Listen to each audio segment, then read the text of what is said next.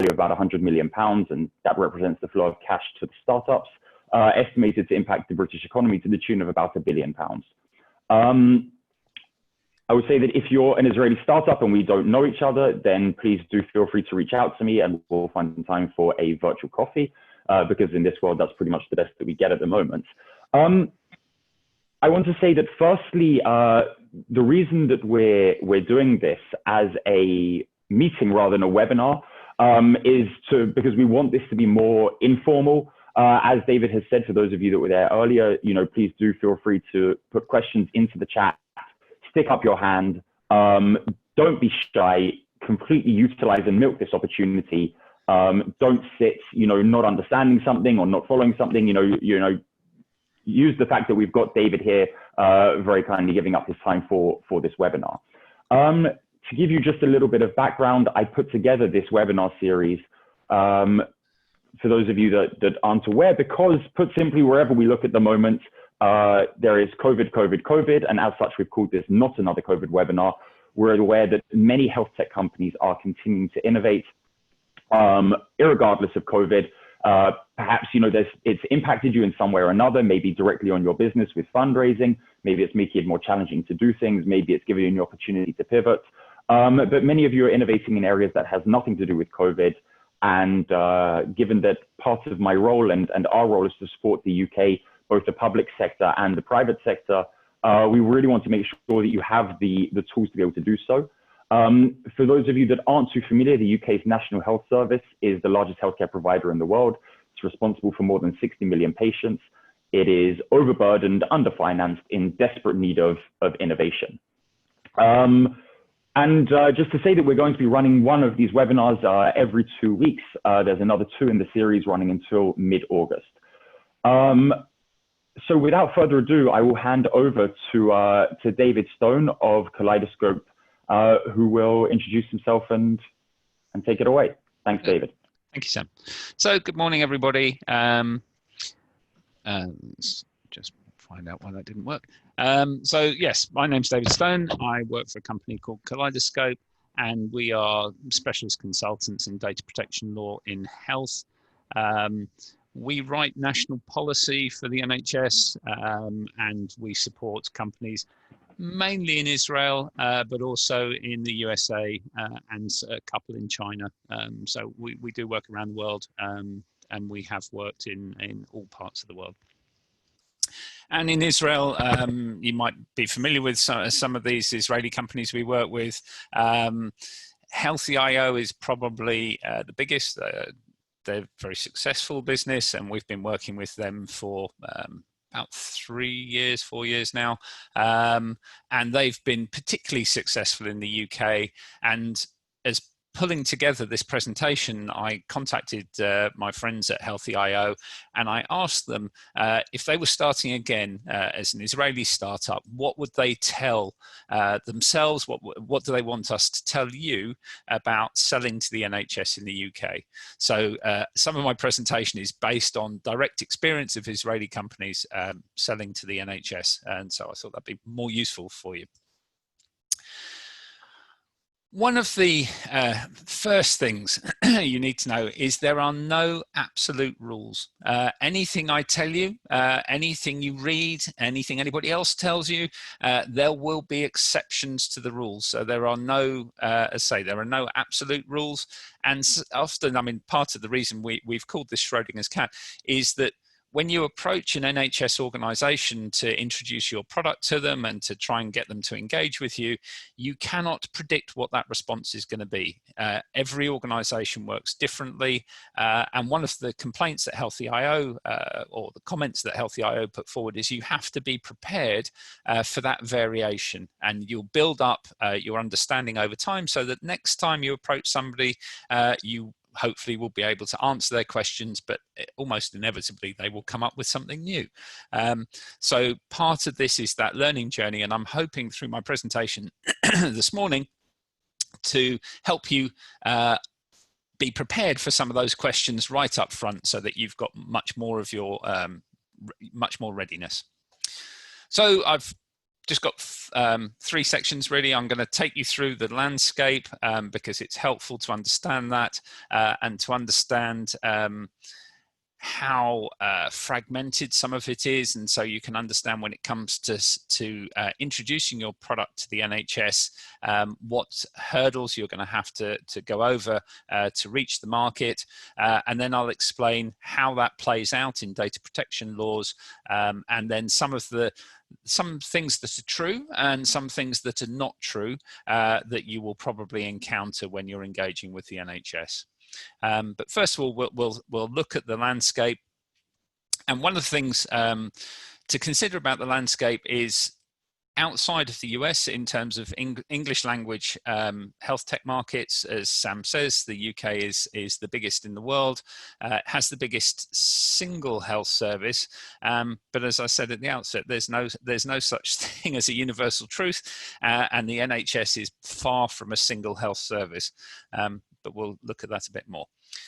So when we're looking at the EU market, there is some benefit. Israel data protection law is what we call whitelisted. It has equivalence to European data protection law. So for Israeli companies to sell to Europe generally, it should be a more accessible market in terms of data protection laws.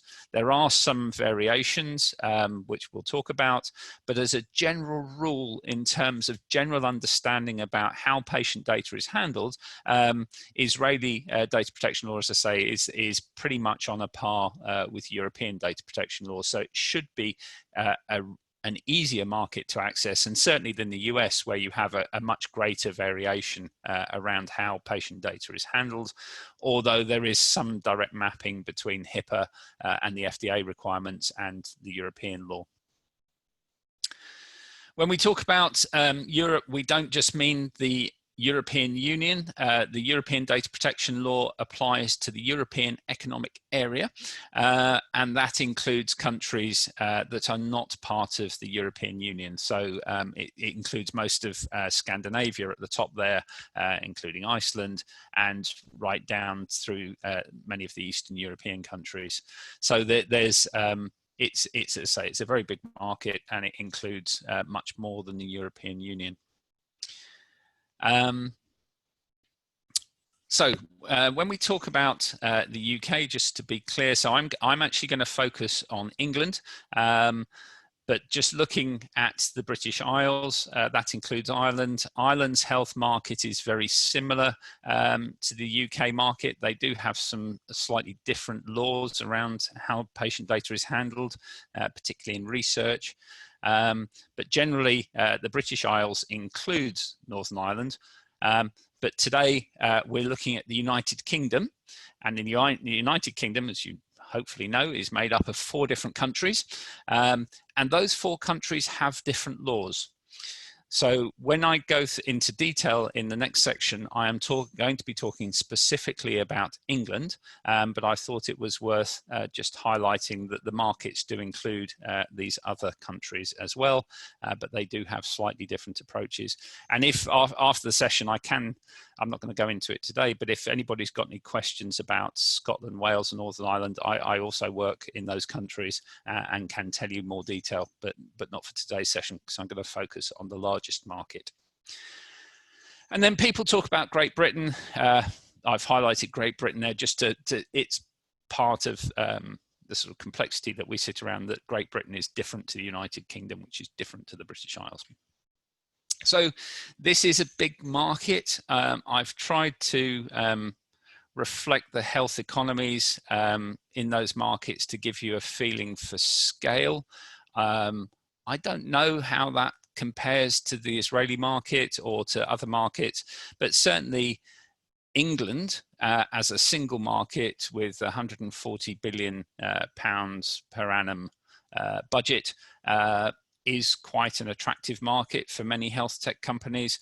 And I think, in fact, that 2021 budget was before COVID. And I believe there's another 20 or 30 billion gone into the budget for next year for COVID recovery. So it's a very big pot of money. And within the sector, there are a number of organisations that are set up specifically to help the NHS adopt new technologies. I've, for the last 5 years, my company's been working on a national program for the NHS called Testbeds, and that was about helping the NHS to adopt new technologies. And we had a number of Israeli companies involved in the testbeds. There's also has been, I don't think there is at the moment, but there will be again specific funding for health tech companies to work in the UK and to have the NHS adopt their technologies. And as I say, there are specific organisations, NHSX, the Academic Health Sciences Networks, and a number of regional initiatives to help the NHS adopt new technologies. So it's a very willing market to see new technologies and to have them adopted, as Sam said, for the efficiency of the health service.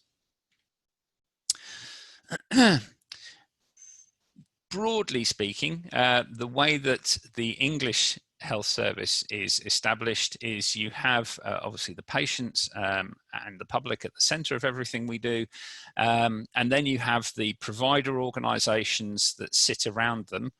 And in the provider organisations, there is a mix of publicly owned provider organisations and privately owned provider organisations. So dentists, for example, are all private providers, although they're publicly funded. GPs are also technically, the majority of them are private providers, but are publicly funded. And then around the other services, you have a mix depending on the local economy and how they've chosen to commission those services. You'll have a mix of private and public sector organisations. So when you come to approach a market and you're looking for adoption, it's helpful to understand what might be motivating the provider organisation in terms of the adoption of your service or product, and how you're going to take that forward. Additionally, in the next circle out, you have the commissioning organisations, and key amongst these in the health sector is the clinical commissioning groups. Quite often, certainly for the technologies that we work with, quite often the commissioner of a new technology in a community will be the clinical commissioning group rather than the provider themselves. And again, it depends what your service is. So if you look at the bottom here, I'm not sure if you can see it, but here, local government commissions sexual health services, obesity services, sexual health services. There's a number of health services commissioned in local government. So depending on your product, that's also a possible route to market. And then outside of that, you have the regulatory bodies, and then you have and the policy bodies, and outside of that you have the regulatory bodies, and then you have the government bodies.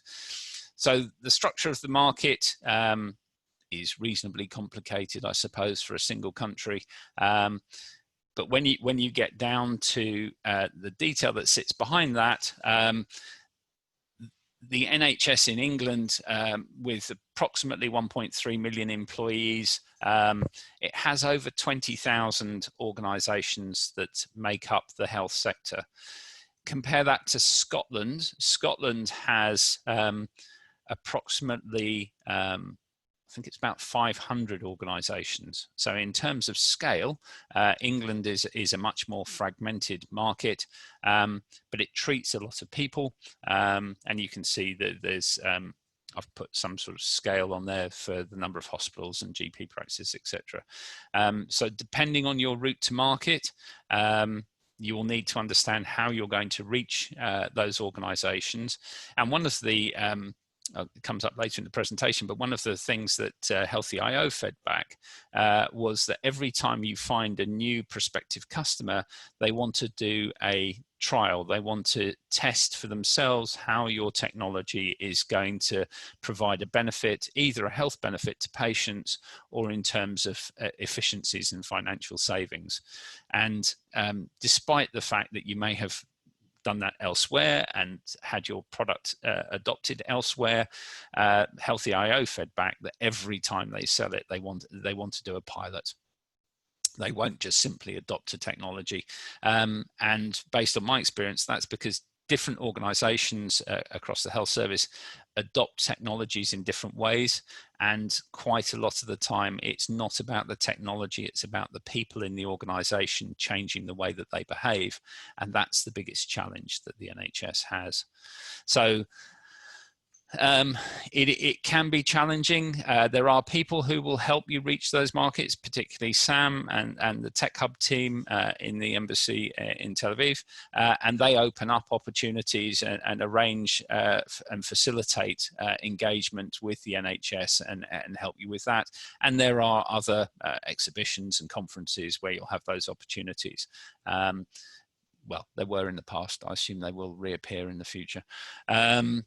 But it is difficult, and it's worth if you've got something specific, I can often help you make those contacts. I have a very large network in the health service in England, and I can help you make contacts if that's something that's going to be useful to you. So do get in touch with me. So how that all plays out in data protection law, which is the focus of today's session. The first thing is at a European level, the General Data Protection Regulation is the data protection law that is universal across the European Economic Area. So that's all the European Union countries and the additional Scandinavian and other countries. That law interacts with other law. So if you have a medical device, that will come under the medical device regulation, and that interacts with the General Data Protection Regulation. Similarly, if you're going to undertake a clinical investigation to support the effectiveness of your medical device, that will come under the Clinical Trials Regulation. And all of those interact, as I say, you can see there, they interact with each other and they interact with the General Data Protection Regulation.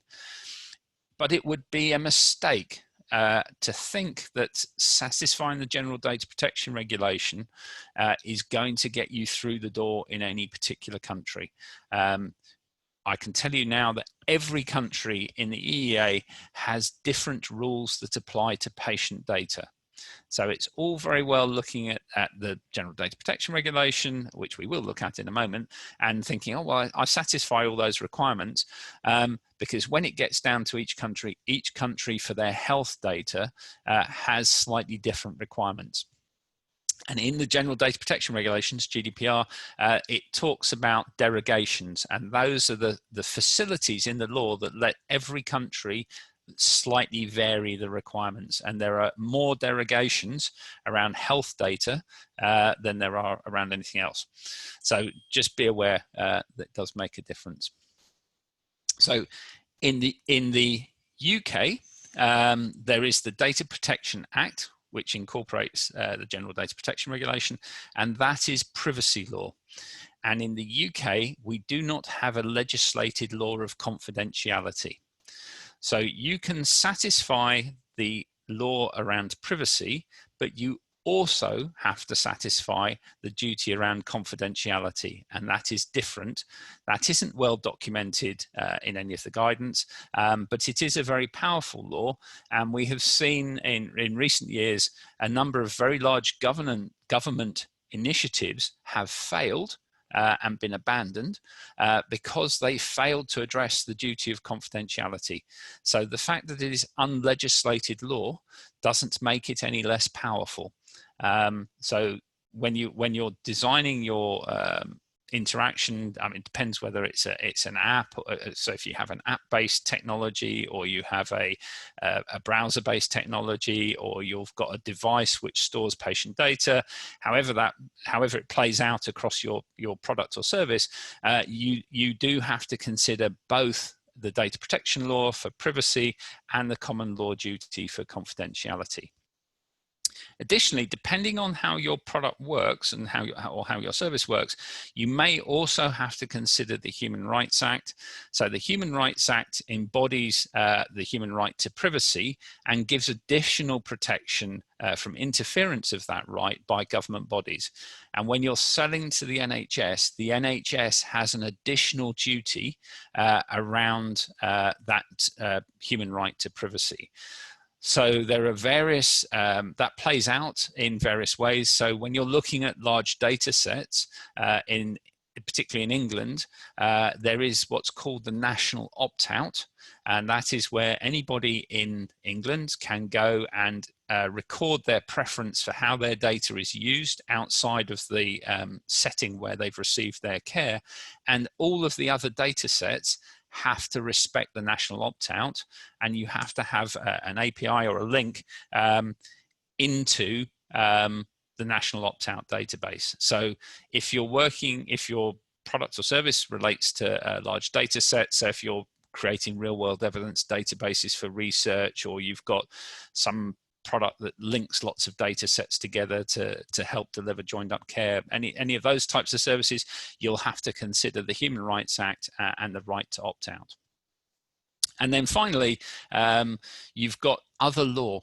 And in health, there are many other laws related to rights of patients to do or not do certain things. So, for example, there is a law that can set aside the common law duty of confidentiality. So you might, depending on what your product or service is, you might exercise the power of that law to set aside the duty of confidentiality. So it's complicated. There has been some research done in this space, and it's identified that health data is one of the most complex areas of data protection law, which doesn't help you, I'm afraid, but it's something to consider. And so you need to get your understanding right at the outset, because otherwise when you come to try and engage with the market, they will very quickly understand that you haven't got these things sorted, and it will prevent you gaining access to the market. So briefly, for data protection law, you need a legal basis under Article 6 of GDPR to process data, and there are only 6 legal bases. And the one that people quite often start with is consent. But in health, for many, many applications, the conditions for consent will not be met. So you need to be very careful. And in the guidance from our supervisory authority, the Information Commissioner, they say that in health, consent is the last choice. So you need to think about the design of your system. You need to understand the legal basis for processing, because quite often people start with consent, but actually that should be your last choice, and you should be looking for a legal basis elsewhere in law. If you're working with the NHS, depending on what your role is, actually it will be, the data will be processed in the public interest. So you need to understand when you're approaching an NHS customer, whether you are in law a controller of that data and are actually accountable for it, or you're a processor of that data and you're only processing that data on behalf of the NHS under the NHS instruction. You need to know what is going to be the legal basis for processing that data.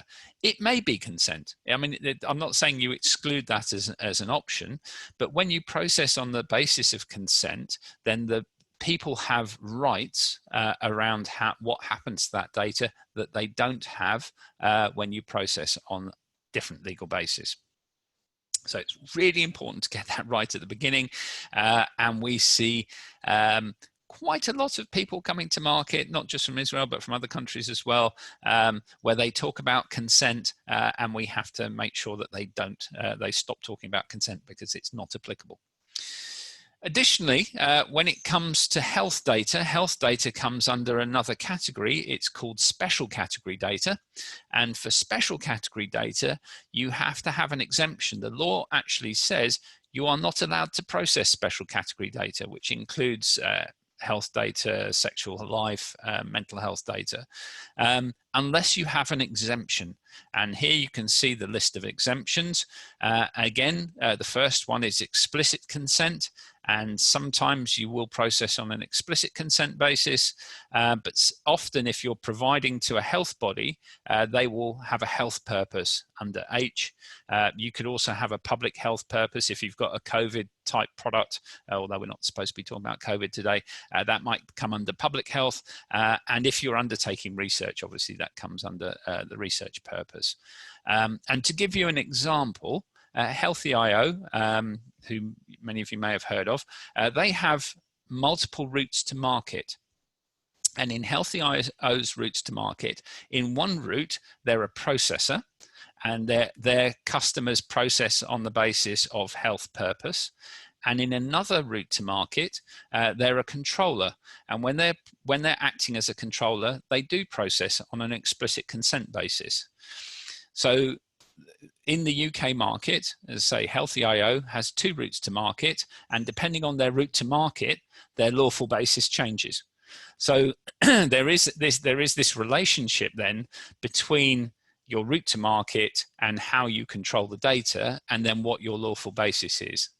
So you need to understand that separation of responsibilities and how it plays out and how it interacts with other parts of your business. So that's quite an important point. Others we've trying to think of an example. So Talias is another Israeli company we work with. They are also a controller, which gives them a different legal basis to process. Quite often, if your product comes with additional health services and you're employing clinicians or healthcare professionals to deliver part of the service, then you can rely on a health purpose, as opposed to a wholly technology-based product, which, depending on your route to market, can be explicit consent or could be explicit consent. So it plays out differently. Often, if you're selling to the NHS, they will have more than one lawful basis. So sometimes it will be a substantial public interest is another one that comes up often for the NHS. So privacy law. You've got these different legal bases. You've got legal basis under Article 6, you've got an exemption under Article 9, and there is an interaction between them, your business, and your route to market. So anybody got any questions? Anybody got any questions? Anyone want to put their hand up? Have I been explaining privacy law to your satisfaction? No. Okay, as I say, I will keep talking, but do ask questions. I'm here to help you. You've given up your time this morning to come on this session. You hopefully had some curiosity, at least, about the subject. If there's anything I can do to help, I'll put the question in the chat or put your hand up. Actually, I can't see your hands at the moment, but do put your hand up, and I'm happy to answer specific questions if you've got any. But otherwise, we'll go on to the next slide. So when you come to the UK market, you will be told certain things as being absolutely true, and depending which organisation you're dealing with, they'll say something's absolutely true, and then you'll go down the road to the next door organisation and they'll tell you something entirely different. So I'm going to try and take some of these common misunderstandings and just explain to you. I'm going to tell you what's true, and you may or may not believe me, but a lot of these, I wrote some of the national policy around this, so I probably have a better chance of getting it right than some of the other people. And in fact, some of these I actually wrote the policy for, so I do know what is true. So first of all, privacy law, or the practice of privacy laws in the NHS, is known as information governance, or IG. You quite often people will talk about IG, and you might wonder what it means, but it's information governance, and it's the corporate practice. Oh, there we go. Somebody's got a question. Does explicit anonymisation allow an exemption? So that's a difficult question. So anonymisation, so anonymous data which cannot identify a natural person, falls outside of GDPR. I'll give you the reference just so you can look it up. It's recital 26 in GDPR. So anonymous data falls outside the law. However, to what degree data is anonymous is quite an interesting academic field, and achieving anonymity in NHS policy terms tends to mean aggregate. So it depends how useful the data is. Broadly speaking, in NHS terms, for the NHS to accept that data is anonymous, it has to be aggregated and you have to have small number suppression. So if you're into health data, so Barnardization is the term that's often applied to the small number suppression. So it depends on the type of data. So if you're dealing with rare cancers, it's going to be very difficult for any of the data to be anonymous. But otherwise, anonymity is a relative term. And we're working with an organisation at the moment called UCAN, which is the UK Anonymisation Network, which is a group of academics to try and better understand anonymity. But broadly speaking, in terms of your question, anonymous data falls outside of GDPR. Yes, the slides will be available at the end. How feasible is it to navigate through its own without the help of a local body? It's pounding the pavement. You can do it. Lots of people do it. Healthyio started by doing it. I remember meeting the founders. We met in the hotel in North London, and we had a chat. And they've been spending their time in England, going around and seeing lots of organisations. So you can do it. And as Sam said, there are lots of gateways in. And in fact, Sam and the health tech team can really help with that. So there are ways in there, and there are lots of initiatives that invite startups in. So you don't have to be on your own in terms of support from a local body, but there are organisations in the NHS that are set up specifically to enable startups to have access to the local market. So that would be a route in as well. In terms of Kevin's question, the suppression count shouldn't vary. It's more about diagnosis or the rarity of the condition that you're analysing than it is about one trust varying to another. But it's also about risk appetite, and that does vary from trust to trust. How far does, so I've got another question here, how far does 27001 cover data protection requirements?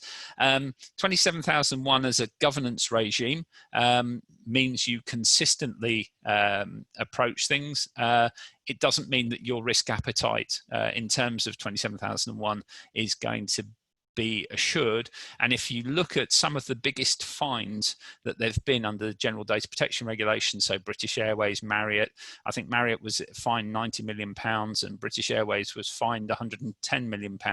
They all had ISO 27001. So as a governance regime or framework, it's really good, but it doesn't mean you're risk-free. And it's security focused as opposed to data protection focused, but isn't foolproof. So it provides some assurance, but it's not absolute. In terms of Bina's question, yes, ethnicity and sexuality, etc. Ethnicity is covered. It's all set out, if you want to look it up, in GDPR Article 9, Paragraph 1. Sexual preferences or sexual life, I should say, are covered, but the gender isn't covered, but sex is covered. Ross's question, which we're actually going to come on to in a minute, about DSPT. So the Data Security and Protection Toolkit is an NHS self-assessment tool. And actually, I'll come back to Ross's question in a moment. Do keep posting questions, but Ross, I'm going to come back to your question because I've got a slide on it. Oh, there was a big question there. Chiara, wow, hello. And Chiara has prompted, hopefully, she's come privately. It is an evolving area, and there are state derogations, yes. And so it is an evolving area. And there are, Chiara chairs a group, which is very good. And there's a health data protection group on LinkedIn, I think, Chiara, which Chiara runs, which it can be quite useful, particularly for clinicians.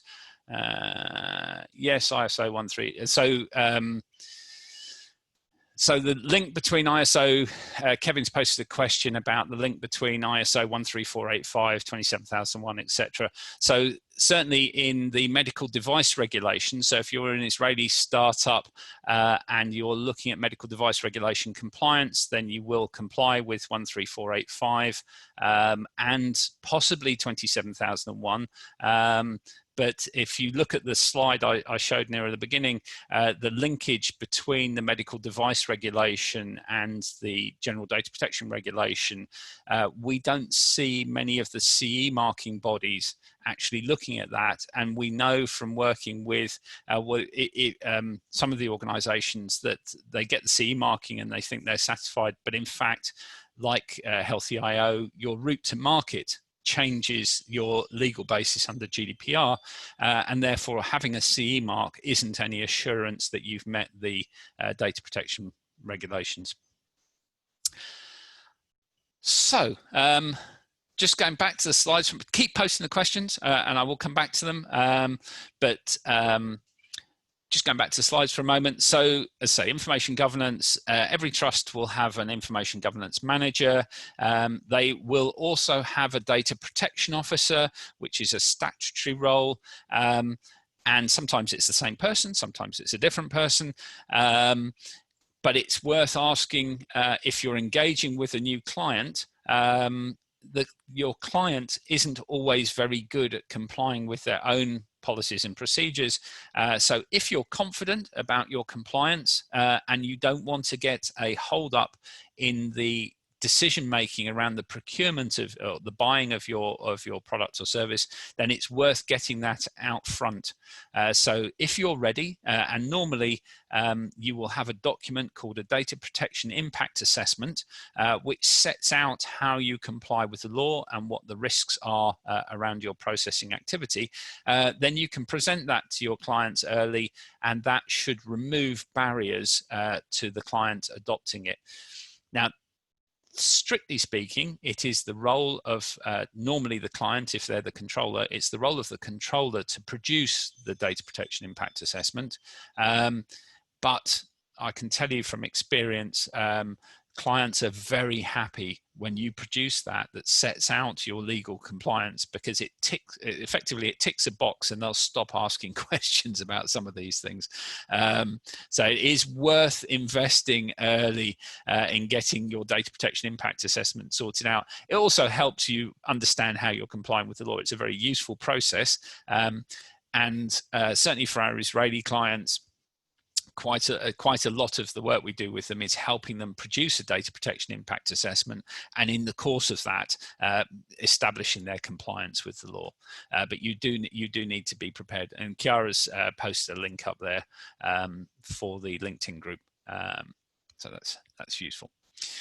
Oh no, yeah, that's for everybody. So just be aware that you can get somewhere down the sales process with a trust, and they're close to adopting your product, and then they'll say, "Oh, but we've got to do IG." So as I say, and that can delay you. We've had clients that have been delayed over a year when the client was ready to, the customer's ready to buy the product.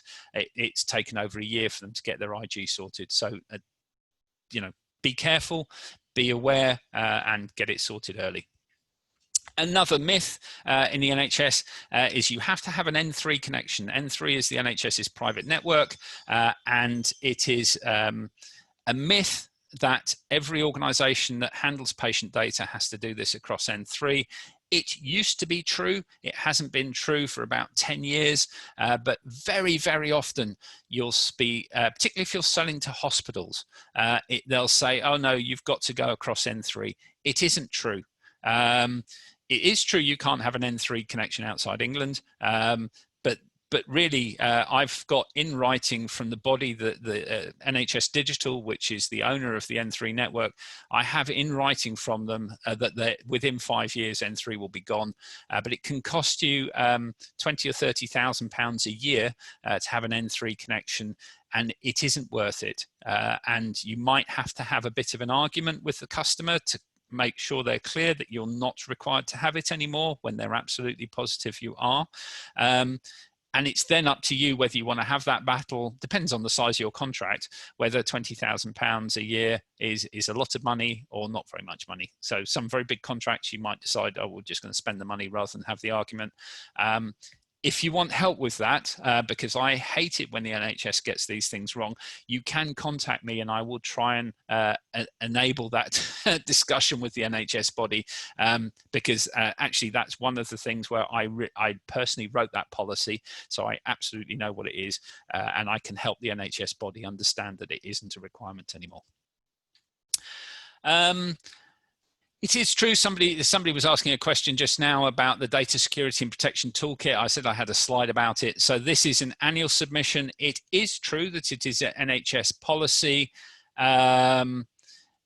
which you are required to, if you handle patient data for the NHS, you are required to make annual self-assessed submission. You are, depending on your contract, you are required to have it externally audited.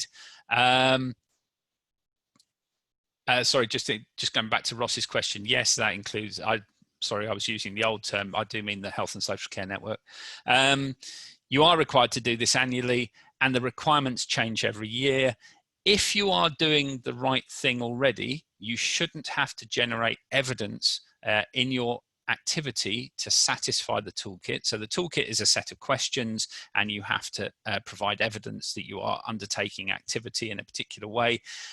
If you are doing the right things already, you shouldn't have to do anything specifically to satisfy the toolkit. But the trick, I haven't put it on the slide, but I'll tell you now, the trick to understanding the toolkit is they are not absolute requirements. What the guidance says, which sadly nobody ever reads, but I have read it, it says you should understand the implicit objective and provide evidence of satisfying that. So quite often, you will be doing the right thing, particularly if you're compliant with Israeli law, you're probably compliant with the requirements of the toolkit, but you might just call it something different or might do it in a different way. That is acceptable, but you have to understand, when you look at a question, you have to understand why they're asking the question, how it applies to you, and then give an answer that is right for you, not necessarily the way that they've asked the question.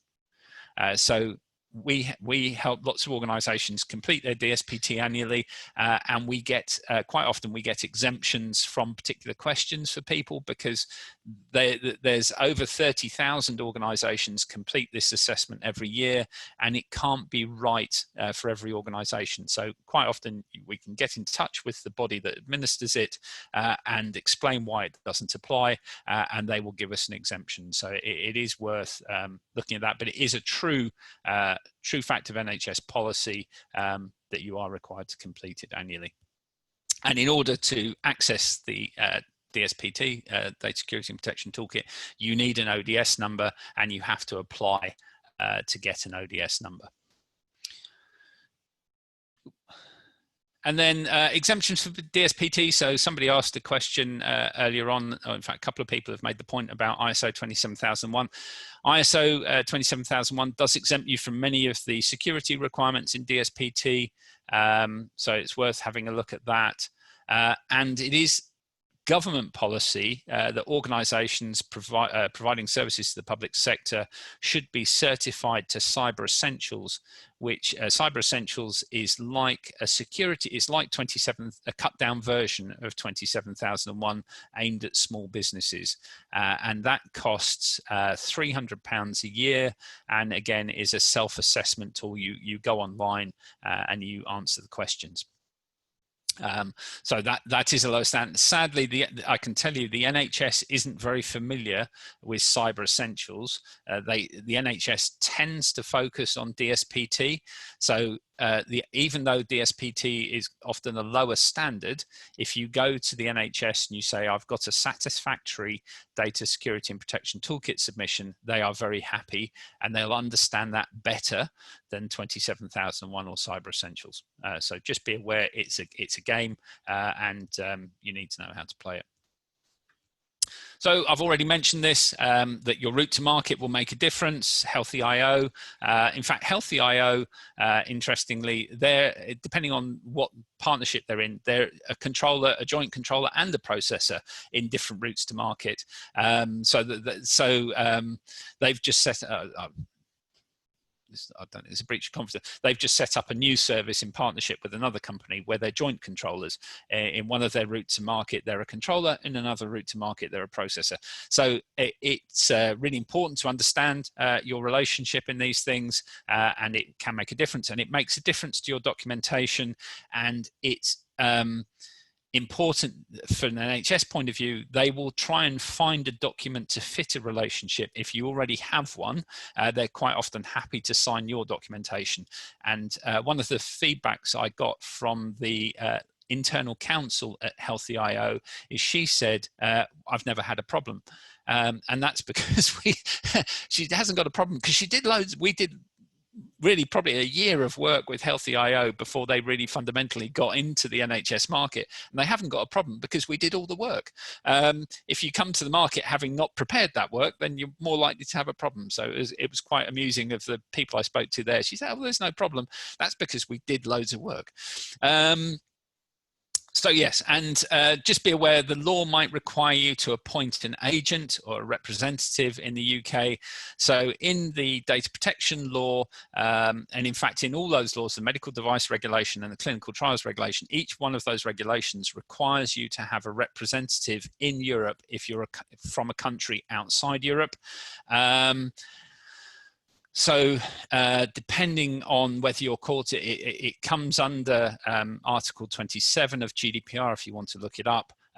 After the end of December, when the UK leaves the European Union, you may have to have a representative in the UK as well as somewhere else in the European Union. So just to flag that up for you.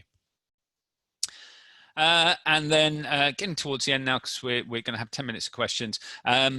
The things that Healthyio told us, I've put them on a slide there for you, but these were the problems they had. So decision-making it's important to understand the decision-making process in a trust because there are lots of people involved in that. Contractual negotiations can take forever, but that's true of any market. Sign-off times, if you come across the concept, there's a concept called decision-making unit, and you need to understand who is going to be the ultimate determiner of signing off. And quite often it's a lower person that a senior person will say, should I sign this or not? And they'll say yes or no. And I haven't got time today, but there are lots of people involved in the process. I've mentioned, I think, many of these things as we've been going through, so I won't go over them again, but you will get the slides following the session.